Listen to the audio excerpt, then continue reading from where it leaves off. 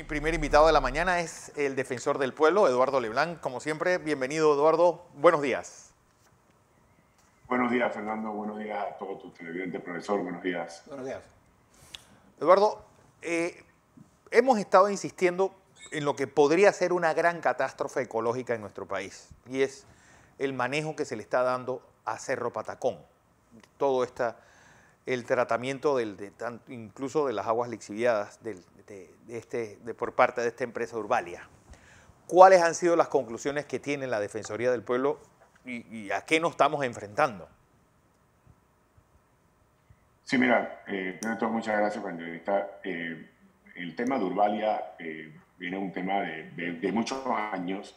Es una mala administración de un vertedero de basura, donde nosotros levantamos una investigación en base a lo que ocurrió y que ustedes reportaron en su momento en el 2021, en junio de 2021, donde hubo un deslave de basura. Sí. Y cayó encima de unas tinas de oxidación de lixiviados, pero que también viene desde 2017 y también viene una serie de anomalías y de multas que le ha presentado la autoridad de aseo y de ambiente, y que definitivamente la empresa no ha tomado remedio.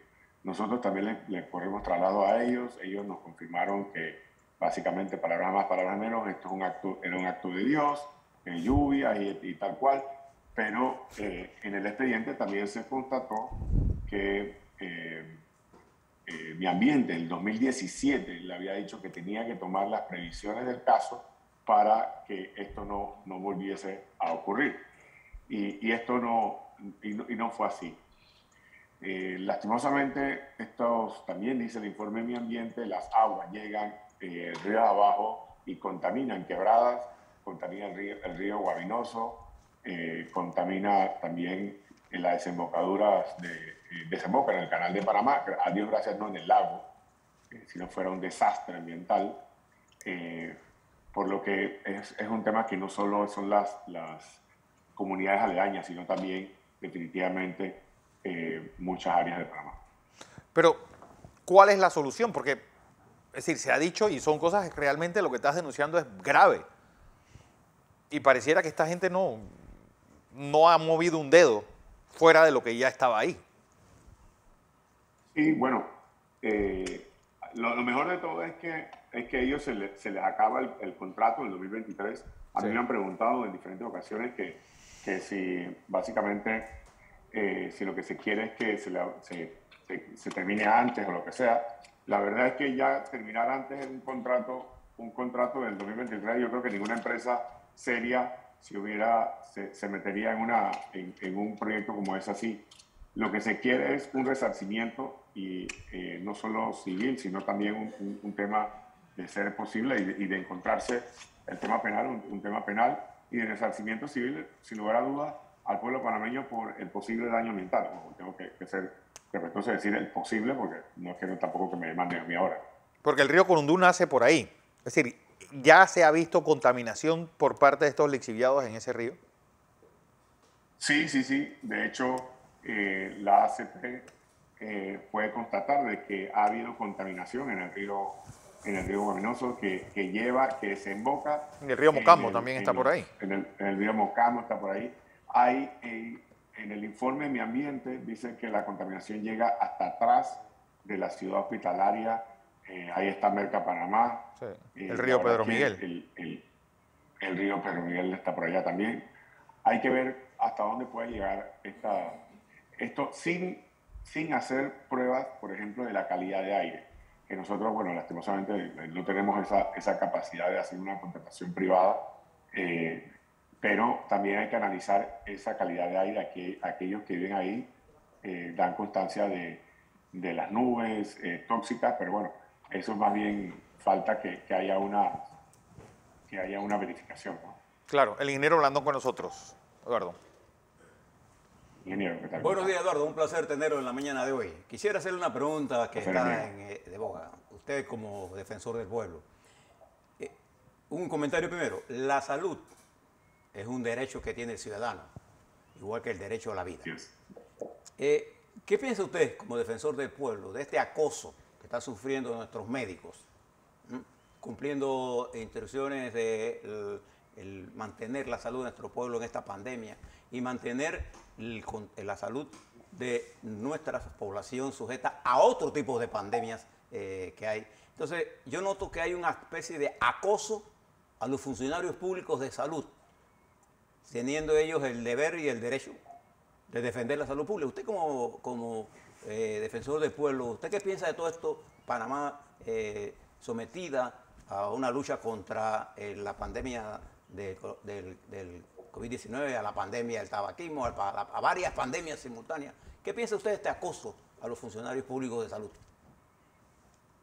Bueno, primero de todo yo creo que nosotros debemos reconocer el esfuerzo que vienen trabajando todo el personal de blanco, ¿no? Y claro, incluyendo también hasta el personal administrativo del Ministerio de Salud, de la Caja y hasta los hospitales privados.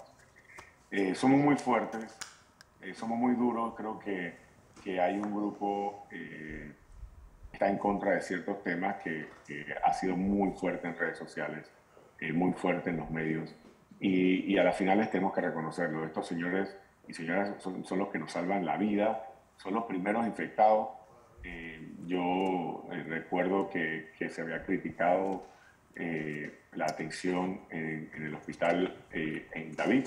sí. Y básicamente lo que estaba ocurriendo era que un 60% del personal médico ya estaba contagiado. Wow. Y es la razón por la cual habían bajado habían eliminado las consultas presenciales y habían tomado algún tipo de restricciones. Entonces, tenemos que entender primero que ellos son humanos. Uno, dos, ellos están luchando por nosotros a salvaguardar nuestra vida y tenemos que ser más tolerantes. Lo que pasa es que, y ahí eso me lleva a otro tema. Yo leí un comentario poco tolerante y discriminatorio en contra de las personas con una capacidad disminuida auditiva, y la verdad es que eso es un reflejo de la poca tolerancia, de la poca ánimo o la gran discriminación que existe. Entonces, en Panamá tenemos que bajar un poquito esos tonos y vivir estamos en un solo país, tenemos que vivir todos juntos y comprender y entender que somos diferentes, pero no hacer de esto una guerra y tampoco agarrar a mansalva a los pobres doctores. ¿Qué tan violatorio de los derechos humanos sería hacer la vacunación obligatoria? Bueno, la ONU ha dicho que la vacuna, los países pueden hacer una vacuna obligatoria siempre y cuando las sanciones administrativas sean de acorde, siempre y cuando se informe y que siempre y cuando las restricciones sean cónsonas con la situación. ¿Eso qué quiere decir? Eso lo dijo Michelle Bachelet, no lo dijo Eduardo Leblanc. De hecho, yo lo colgué en la página web de la Defensoría y lo colgué en mis redes.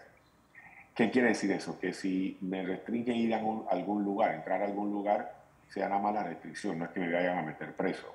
Claro. Cuando las Naciones Unidas habla de eso, ellos hablan es que no pueden ser forzados, es decir, no pueden agarrar a un Fernando, amarrarlo de manos y de pies y ponerte la vacuna. No, eso no puede pasar. Lo que puede pasar es que sea obligatorio, ok, pero no te la quieres poner, bueno, vas a tener una multa.